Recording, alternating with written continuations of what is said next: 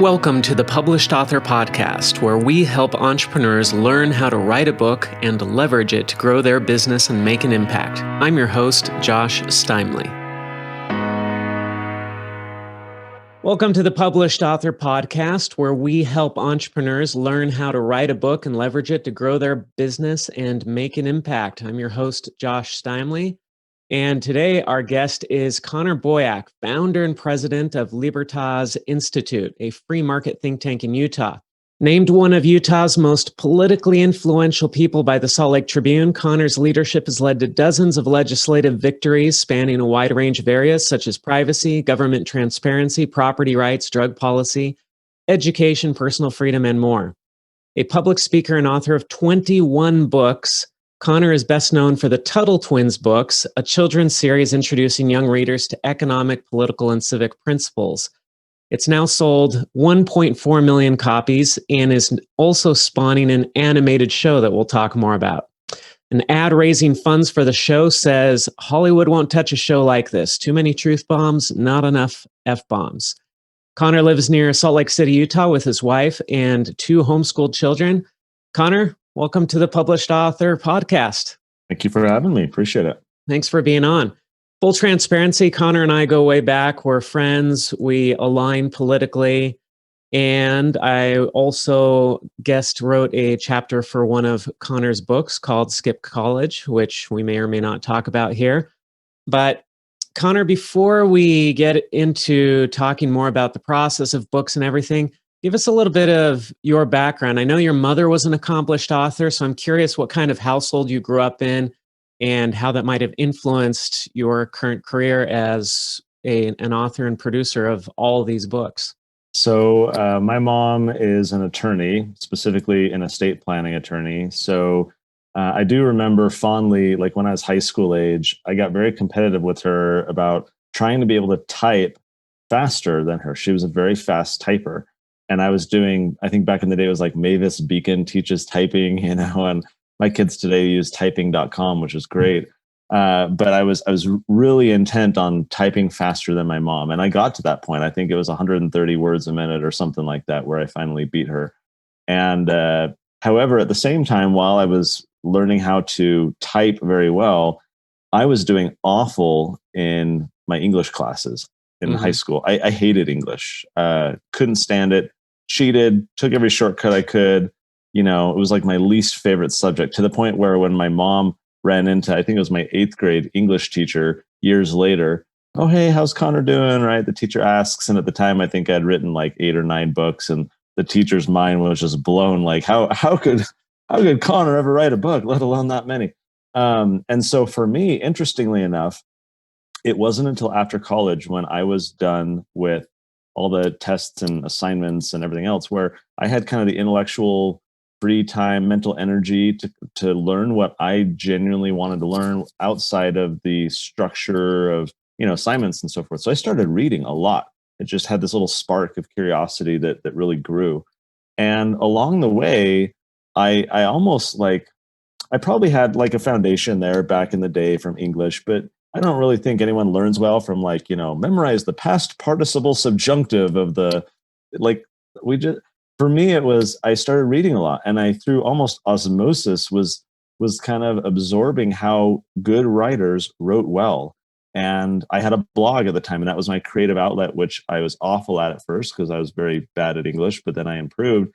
And that then really developed my skills. The fast typing helped me. I could do a lot of output very quickly.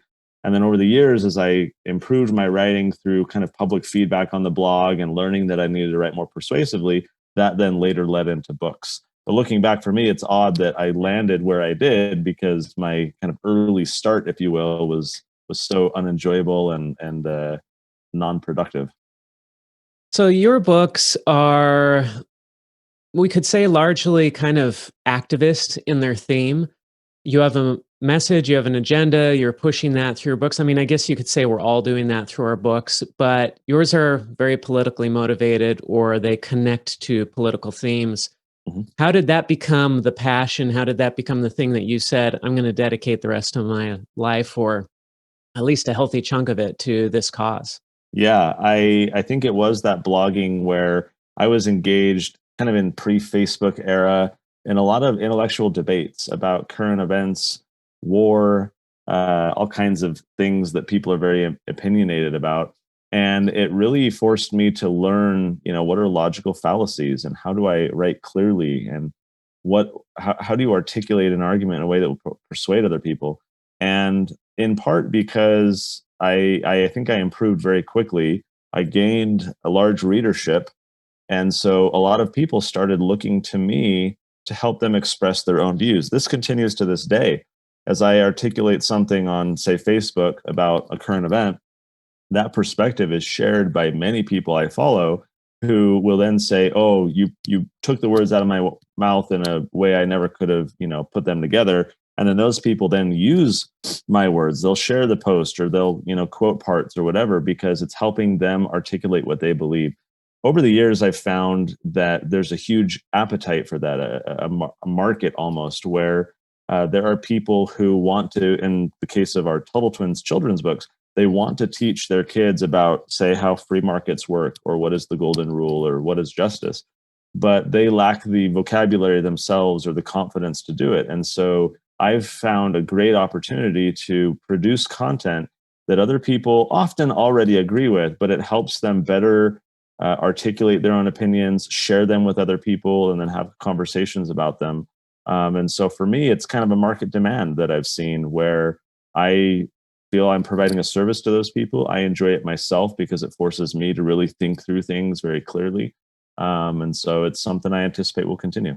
So one thing that comes up a lot in this podcast is talking with authors about their platform and what platform they had created that allowed them to sell their books, or sell their first book, especially when they come out with their first one. And you talked about being into blogging. How long were you blogging before you wrote or published your first book? And how did that platform feed into book sales? Great question. I dabbled at first at blogging. I would say getting really serious about it, it was about 3 to 4 years before I wrote a book. I didn't know what I was doing when I wrote a book. I was probably a little more audacious looking back, but it worked out well. In fact, my first book I did with a publisher, my first 2 books, in fact, before I then went off and started self-publishing for a lot of reasons. And in trying to pitch the publisher, right, one of their questions is, well, what's your marketing plan? What's your following? What's your audience? Do you have people who you can already sell the book to? And so, the blog was very helpful. I had email addresses of people who had been leaving comments. I had subscribers, email subscribers. So that was critical for me to market that first book and parlay that audience into subsequent books that I published.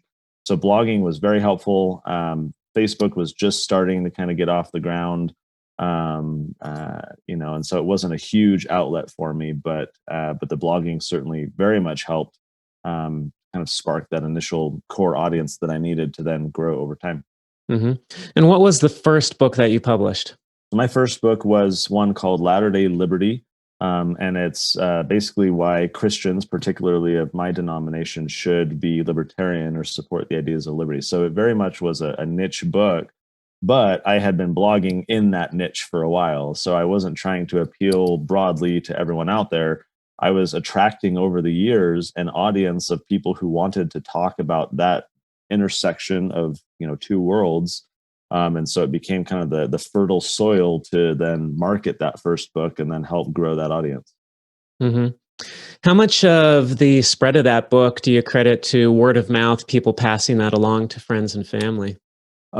So initially, I would say maybe like 1/4. I was doing a lot of the pushing myself and so forth.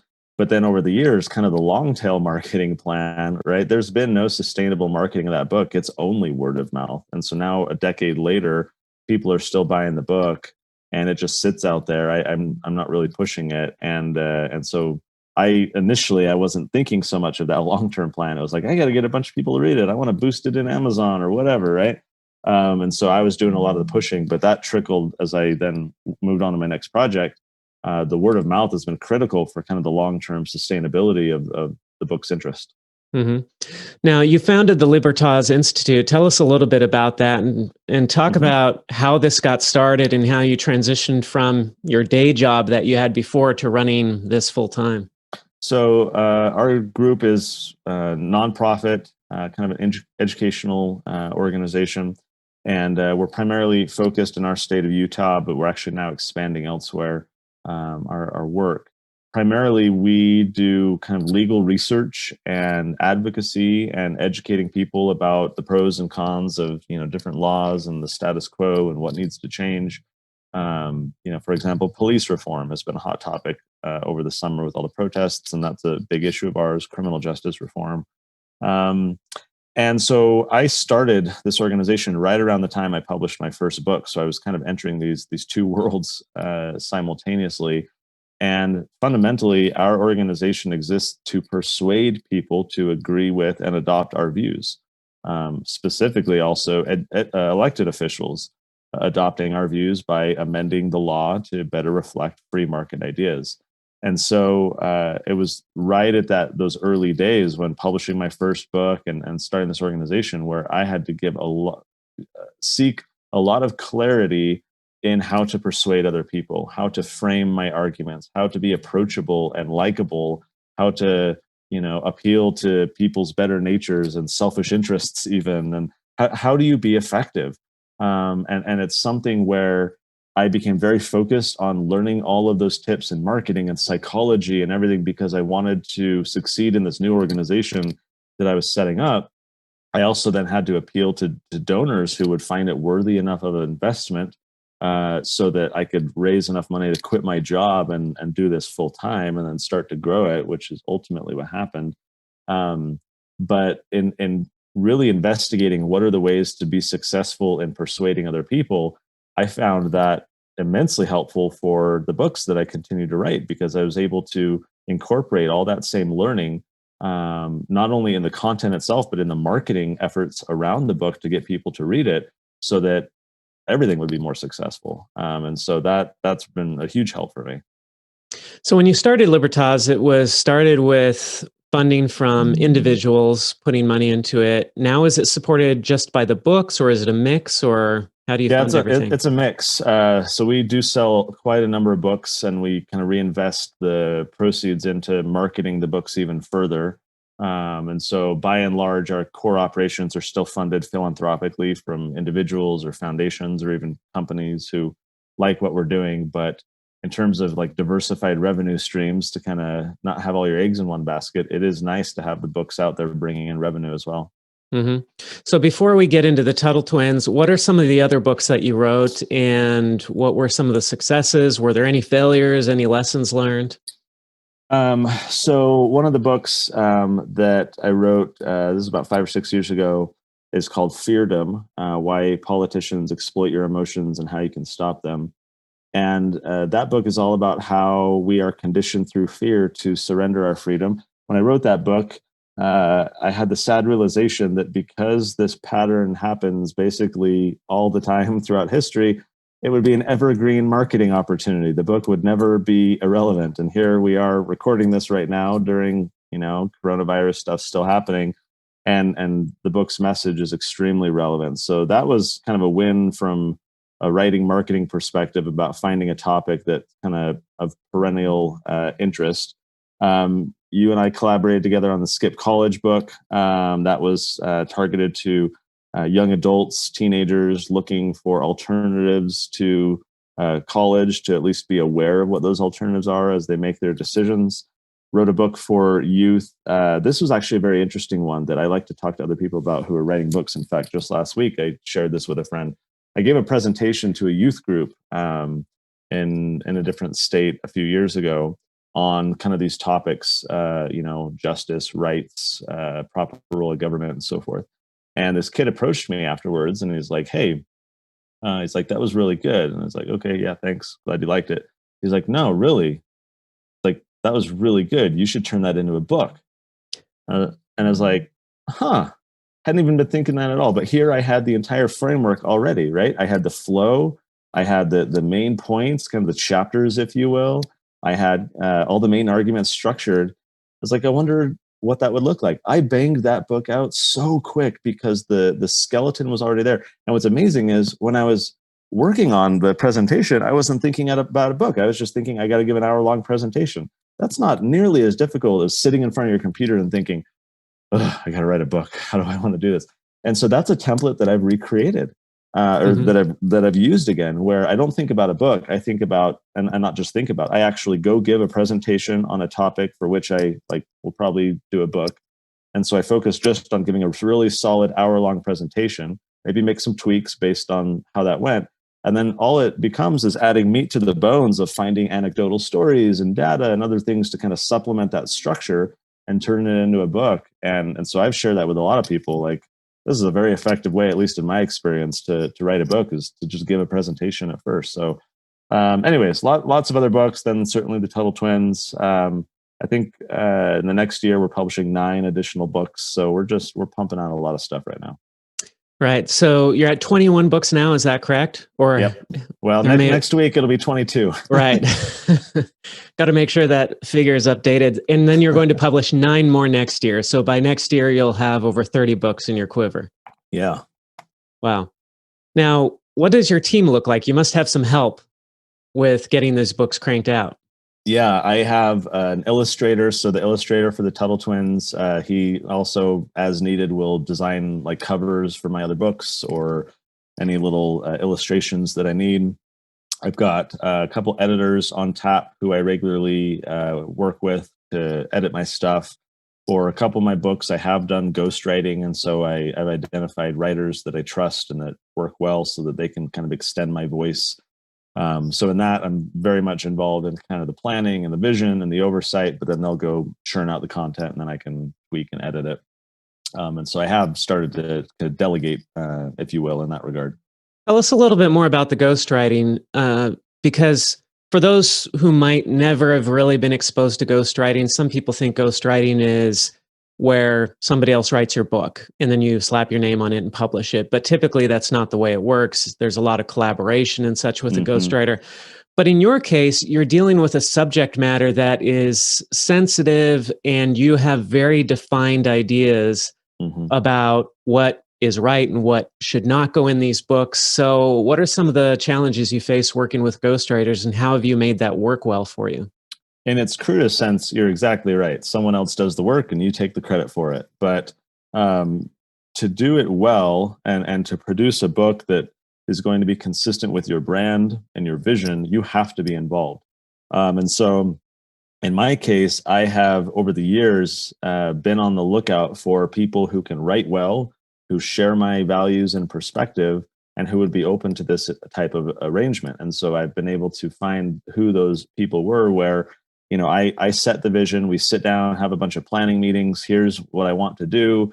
I make them, they have to be familiar with my existing writings. So for example, if they're going to work with me on the Tuttle Twins project, they need to be familiar with the Tuttle Twins book to understand the brand and the characters and the character development and so forth. So they have to be familiar. And then we map out together what the overall content is going to look like, kind of that same structure as giving a presentation. Here's what's going to happen one chapter to the next. Here's what it's going to be. They'll then draft a chapter or two, and then I read that to make sure they're kind of going on the right course and give input and feedback before they then go churn everything out, and then we have to correct everything. And so that early feedback is critical for them to make sure they're capturing my voice and going in the direction I need them to. And then after we've done that initial assessment, I let them run with the rest of it, because they have those early chapters to reference as they continue to work on everything else. And then we go through the editing phase where I'll dive in, and then I'll have my editors dive in. And so it's kind of interesting. Like I've questioned, like, for all the time that I spend trying to communicate to someone else, and make sure they're on the same path. Had I just gone about doing the actual writing, would that have been equivalent? Is it a time savings? I think ultimately it is, but especially as you say, we're talking about sensitive, important stuff. I want to be very involved. I know some business owners who just hire a ghostwriter and, share a one-pager, and they just want a book. They just want to slap their name on a book. And for them, it's about the status and not about actually persuading people. They just want to say, I'm an author, come, pay me a bunch of money for consulting. Whereas in my case, I'm very intentional about the content. I want the content to be effective and persuasive and educational. So to each their own, but so far it's been an enjoyable process. So let's dive into the Tuttle Twins here. Where did the inspiration come from to create this series of children's books that There, teach capitalism and free markets and all sorts of things that some people say this should not be taught to children? some people do say that. Some people also say many crazy things. So running Libertas Institute and working on issues like this all day long, I would find myself coming home wanting to tell my kids how my day went, because naturally I would say, tell me what you did today. How did your day go? And, as they would reciprocate that question, or if I just wanted to on my own share what I did all day, I struggled to find ways to explain, say, eminent domain to an 8-year-old, right? Or like, how do you talk to a kid about, bank bailouts that that are happening? Like, how do you help kids understand the world and its complex issues when they're at a young age? And so turned to Amazon and started searching for books that could help me talk to my kids about these ideas, and came up short. There was like nothing. There was some stuff for older kids, like Uncle Eric series of books. Whatever Happened to Penny Candy is a good one. There's some stuff about the Constitution, but there wasn't really anything for this younger audience on these core ideas. And so teamed up with a buddy of mine who's the illustrator. He had young kids at the time as well. Shared my interest. We did one book as kind of just a fun little side project, and it started selling like hotcakes. And that was kind of a clear market signal to us that there's demand for this. There's an interest in doing more. And so we did the next book and then the next one. And it was very slow going at first, but it's really kind of had a parabolic rise after all that early investment in building the audience and producing content, where now it's just exploding like gangbusters.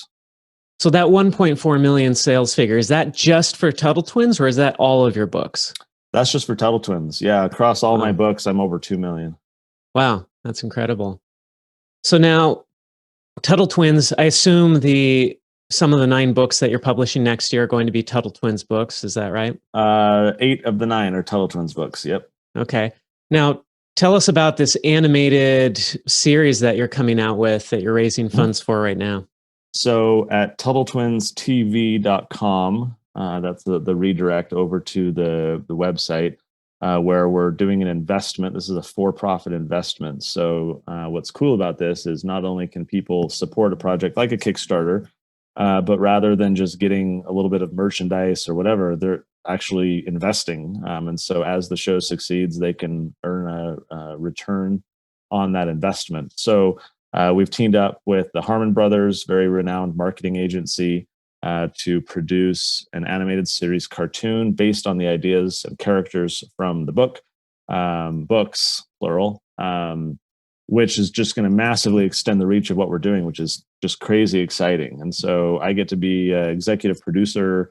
My role is just to make sure that all of the writing is faithful to the ideas and make sure that it's capturing my original vision.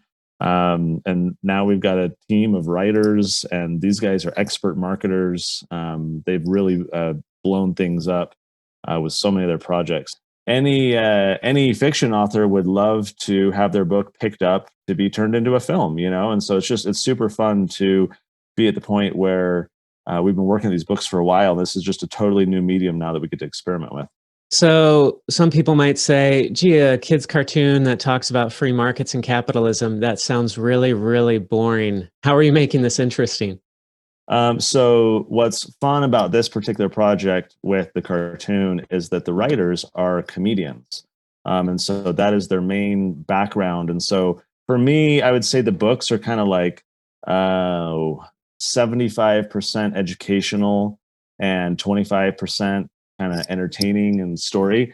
And with the cartoon, they're actually flipping it. It's going to be primarily entertaining for the kids and then a little bit educational. And so just to capture their attention a bit more and help them really tune in, their vision is to kind of be like The Simpsons, where there's a level of entertainment that is accessible to the adults, and then a separate level where the kids kind of have kid humor as well. And so it's kind of fun to watch their process and see how they do it, where they're trying to kind of layer the comedy so different audiences all find something appealing about it. And then along the way, they're kind of getting exposed to the ideas and the principles as well. So with Tuttle Twins, what are some of the lessons you've learned writing all these books? What do you wish you would have known when you were starting the series that you've only learned over time? Oh, that's a great question. I'm actually going to answer a little bit differently. I was able to apply to the Tuttle Twins what I had learned from my previous books and not done very well, and that is growing an audience. I was able to tap into my existing audience for the early books, but the problem was the first two books that I wrote, I did through a publisher. So, they were listed on Amazon and put in stores, but the critical problem was I had no idea who was buying my books. I had no idea who out there was, acquiring the first book so that I could sell them the sequel. My first book had a little bit of a sequel to it, a follow-up book that was very connected, and it did not sell well. I had no idea who bought that first book. And that was the early kind of awareness I had of like, that's lame. Like, I want to know who bought that book so that I can, tell them about the second one. And so when the Tuttle Twins came around, that was very much back of mind. We ultimately, I did actually explore getting a publisher for the book just to see what that dynamic would look like. And here we are publishing kids' books, teaching kind of political and economic type stuff. So I approached some children's book publishers and told them what we're doing. They're like, hey, that sounds interesting, but we don't do anything political. Right. Mm-hmm. And then I approached the political publishers that, were kind of in my orbit and that I knew. And I said, hey guys, work on this project. And they're like, hey, cool, but we don't do kids' books. And so even if I wanted to go the publishing route, I found myself in a little bit of a quandary, but it, for me, really reinforced the line of thinking I was already going through. And that was, I need to self-publish my books for many reasons: control, revenue, all this kind of stuff. However, the key thing was, I need to build an audience. As we do this first book, I need to know everyone who buys that book. So we did direct to consumer, all on our website, TuttleTwins.com. We did not list on Amazon. We only allowed people to buy the book to come to us, which was amazing because when book 2 came out, I knew everyone who had book 1. And so we were able to sell through book 2 way more quickly. And that is just balloon. It was only 3 or 4 years into the project where we finally listed on Amazon. They're now about 2% of our overall sales volume. It's negligible. And so that's been super important for us to kind of build a community. And that is fascinating because I don't think it would even occur to authors today to think, hey, there might be a strategy that doesn't involve Amazon and that is going to be better for me. But when you put it that way, needing to know your audience and knowing that you're going to do this long series, it makes a bunch of sense. But that's a fascinating case study. I would point out, we didn't know we were going to do a long series at first. It was a potential. But for me, it was like, I knew at least I was going to be doing other projects. I didn't know that we would do so many Tuttle Twins books and that the series would be successful. And so if for no other reason than building my own brand and having people familiar with what I'm doing so that if I did a totally unrelated project, I still had the Tuttle Twins first book customers to go tell all this to, I knew that there's power in the list. Right? Even if it's for unrelated projects. Here you are, Josh, spinning up all kinds of projects, right? You build a community and you can tell this one community about this other stuff. Maybe it's not perfect alignment, but you can still let them know and then, cross-pollinate the people who have that mutual interest. And so for me, there was power in the list where now we got to the point where, as subsequent books come out, we do print runs of 5,000 to 10,000 books at a time. Usually, actually now we're at 40,000, but up to last year, we were at about 5,000 to 10,000 per title that we would produce. And I can sell in 48 hours enough to blow through that whole first print run because we've built up this massive email list of all of our customers who we can now directly communicate with via email and SMS. And they immediately come back and want more. And so fundamentally, what I tell would-be authors when they come asking me for advice, I say, if you want to be successful, like, sure, maybe you'll get on Oprah. Maybe you'll be a unicorn and, you can just sit in your, man cave and write all day and you'll just have this amazing success. Unlikely. So because that's unlikely, if you want to succeed as an author, you actually need to think of yourself as a marketer. It's one thing to write the book, but the average book sells I think under 500 copies when you average all the books across the industry. you're not going to sell very much. And so if you want to succeed, especially if you have something persuasive and you want to benefit people and serve them, you owe it to yourself to learn marketing and to figure out how to sustainably market your book to extend its reach beyond just your core tribe that are going to buy it because they like you. So how did you figure out how to self-publish this and do it the best way? Did you go through multiple printers and working with different people? Because today there's like Amazon KDP, but of course that's for Amazon, and you've got Ingram Spark, and there are these people who help with self-publishing, but most of them are focused on self-publishing for people who want to get into Amazon or want to get into bookstores. But Right. you're doing this whole different thing with this direct-to-consumer thing. So Yep. how do you get these printed physically? What's that look like for you today?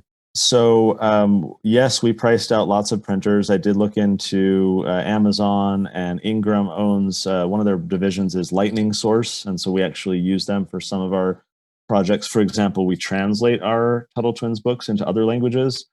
I don't sell nearly as many, so I do use a print on demand. Lightning Source is print on demand through Ingram, and so I can print like 20 at a time. Right, here's the French version of our third book. I only need to have a few dozen on hand. So that has been effective. But the price point there is like $4 to $5 per book because you're doing small volume. And so to me, the success that we've had relied upon me using traditional printer, offset printing, and large volumes. The first book we did, I ordered 5,000, and it was kind of an investment in saying, I hope people buy this, but Right. it also compelled me to figure out marketing. I knew that I had product I needed to get off the shelf. The risk wasn't on my publisher who has a warehouse full of books. The risk was on me. I had to be very confident what I was doing and figuring out a marketing game plan to sell all of those books so that I could recoup my investment. But the nice thing is, because the price point was so low, because I ordered 5,000, and so I think on average my price per book was like $2.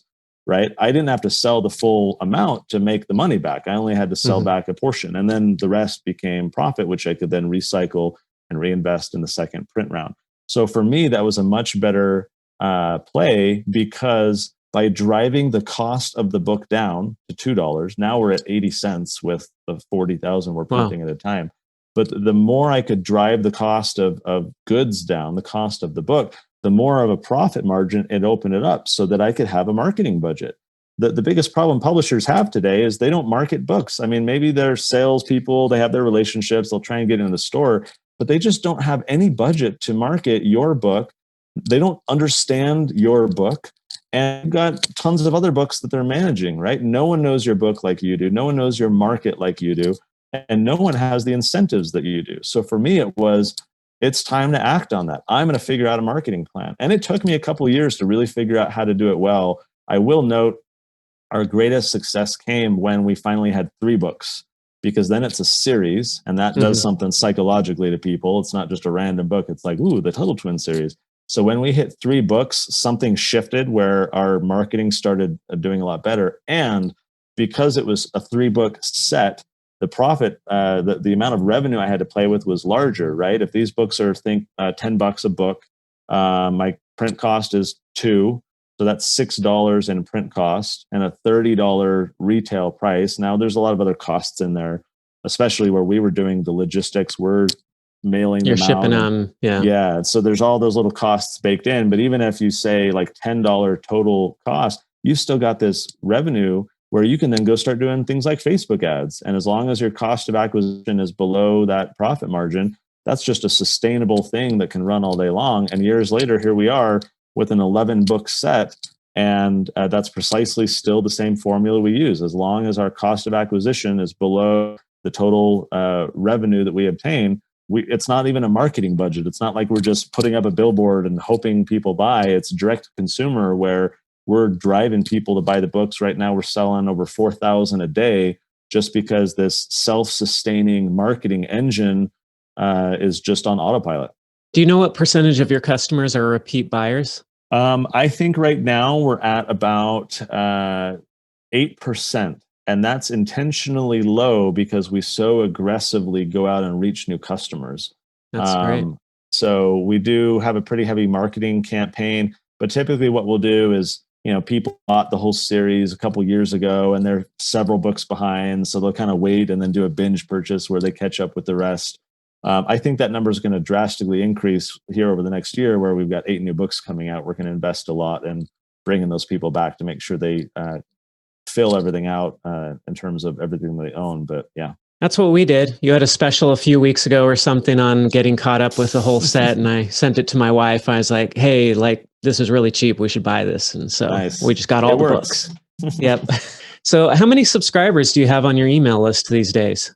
We just passed 250,000. Wow. And so I get your emails. It's one of the few email newsletters I remain subscribed to because I enjoy reading them just for the sake of reading them. They're interesting and informative and entertaining as well. And so it's kind of one of my news sources. Cool.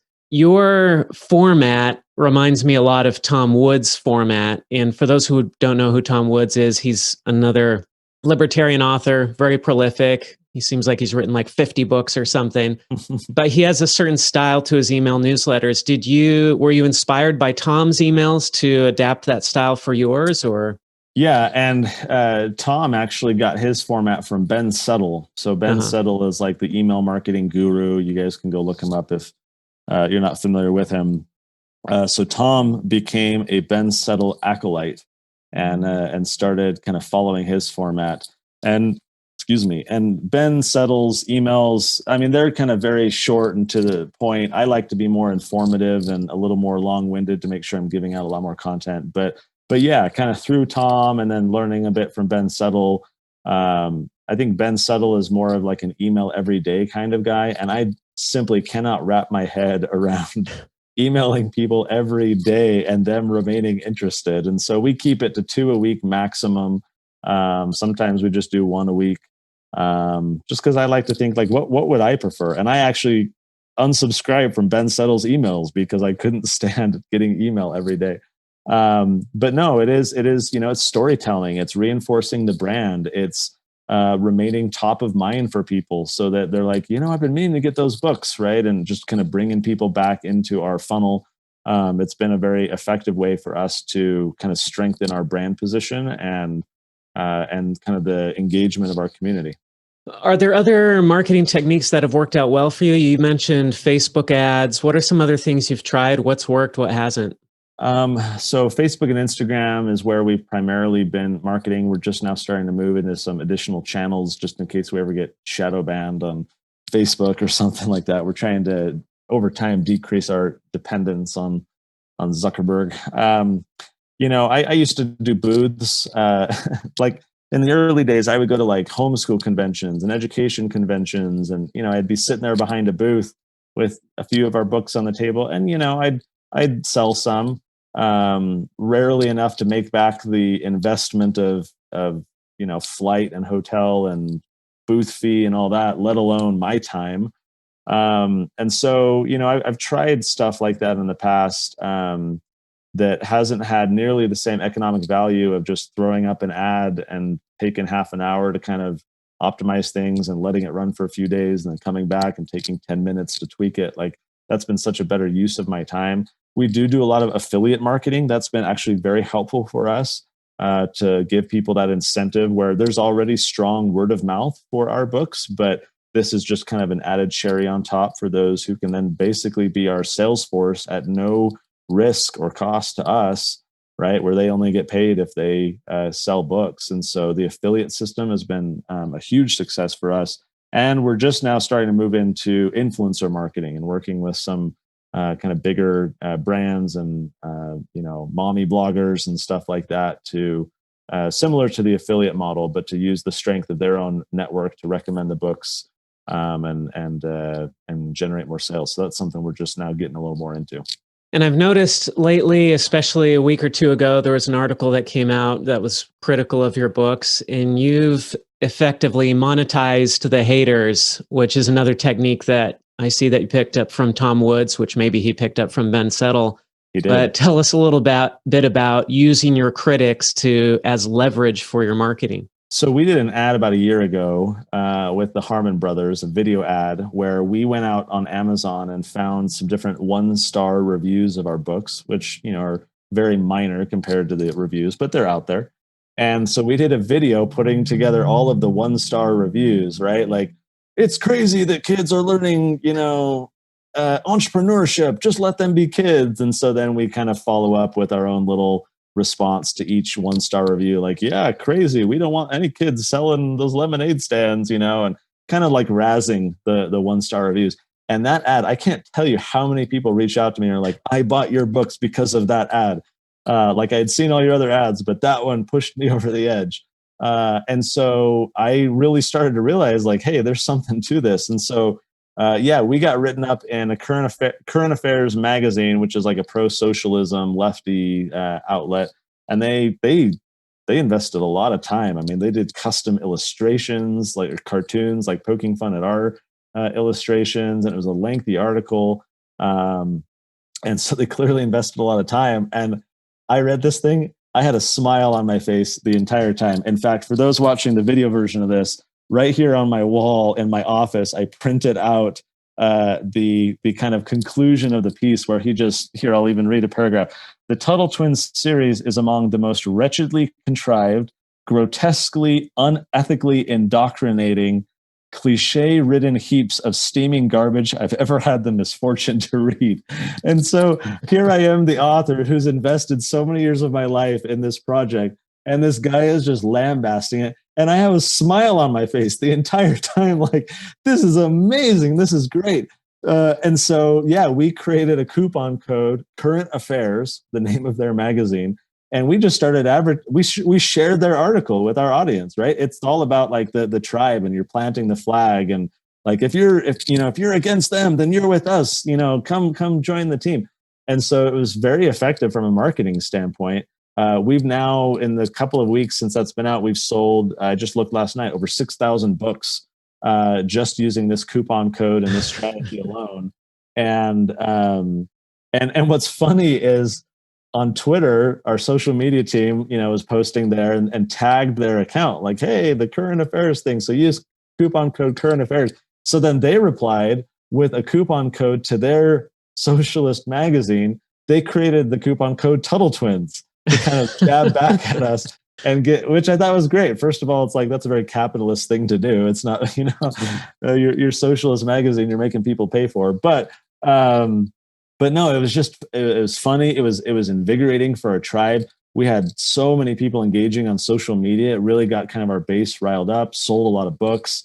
Monetizing your haters is, I think, very effective from a psychological standpoint to really consolidate the strength of your tribe. Of anyone who kind of disagrees with that perspective, it really rallies your base to say, that's crazy, I don't support that, I support you, I'm going to go buy those books right now. Cool.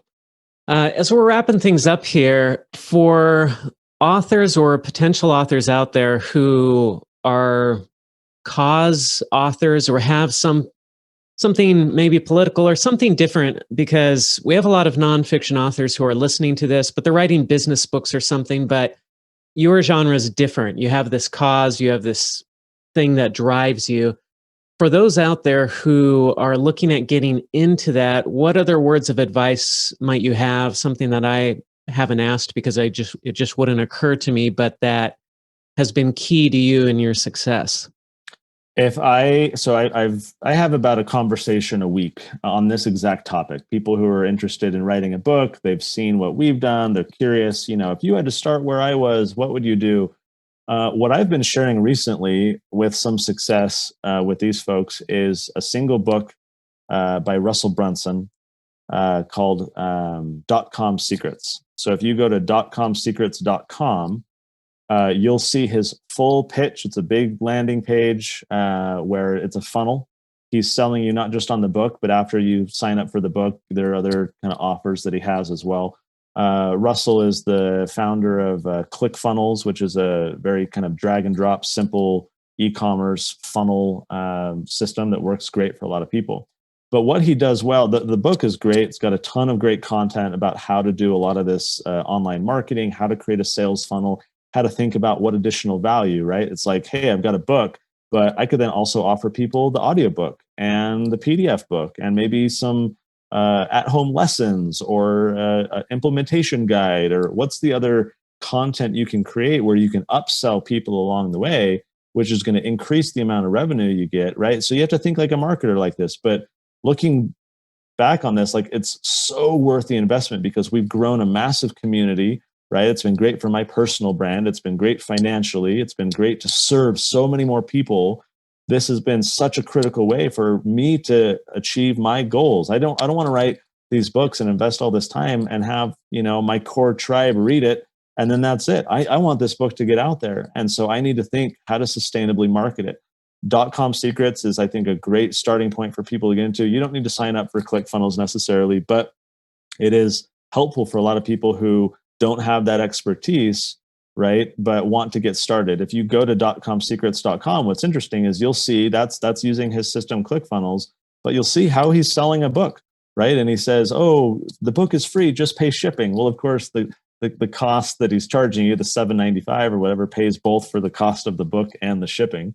And then he's going to give you the opportunity to get the audiobook and but it's going to help you see how, once I'm an author, once I've written a book, how do I create a platform or a system, a funnel to get people to buy this and provide me the revenue where I can start to run ads and start to reach even more people. He's got other books kind of in the series. He's got a trilogy there, but that's such a great starting point, because I found for people who are not marketers, but who are cause oriented or have a business book, they want to serve CEOs, they want to reach their core audience, whatever that is. You have to think through how to actually reach that audience. It's not on a hope and prayer. It's not a, if only someone reads this or I get written up in Forbes or whatever. You need to think through, what are the systems I need to build to actually go out and reach those people. And so starting with .com secrets, I think, is a fairly good foot in the door to start thinking this way. Cool. Last question. You've been involved in politics for a while as a commentator. You've also helped out on some campaigns and such. Being so involved and having as much influence as you do, I'm sure that you have people trying to pull you into a more active role in politics and saying, oh, Connor, you have all this influence. You have a platform. Everybody knows you. You should run for office. Is this something that happens? And if so, what's your response to these people? It does happen fairly often. And one day I sat down about 3 years ago and I created a pros and cons list of, for example, in this case, me running for office. And there were a few pros and like 10 times as many cons as there were pros. For me, like my focus is influencing as many people as possible. Politics is inherently divisive. You are going to, piss off people who you otherwise could influence positively.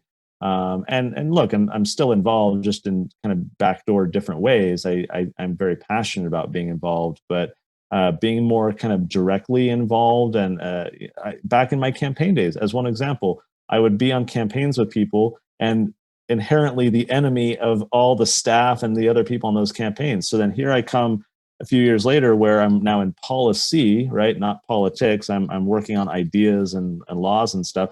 And I'm having to work with the people who used to be on those other campaigns and repair those relationships. And they, had the perspective of me that was warped, and I of them.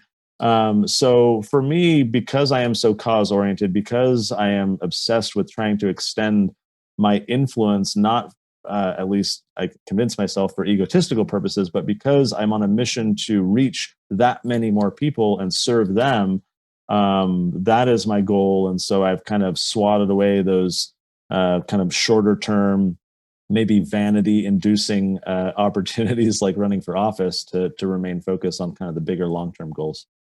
Awesome. Thanks so much, Connor, for being with us today and talking about your book process and the projects that you've worked on. Any last words? For those interested, check out TuttleTwins.com, or for the cartoon, it's TuttleTwinsTV.com. We'd love to have your support. And if you got little ones in your life, I'm sure they love the books. Great. We'll link to those in the show notes as well. Thanks so much for being with us today, Connor. Thanks. Appreciate it. If you enjoyed this episode, don't forget to subscribe. And if you want to spread the word, please give us a 5-star rating review and tell your friends to subscribe too. We're available on Apple Podcasts, Spotify, and everywhere else you listen to podcasts. And if you're an entrepreneur interested in writing and publishing a nonfiction book to grow your business and make an impact, visit publishedauthor.com for show notes for this podcast and other free resources.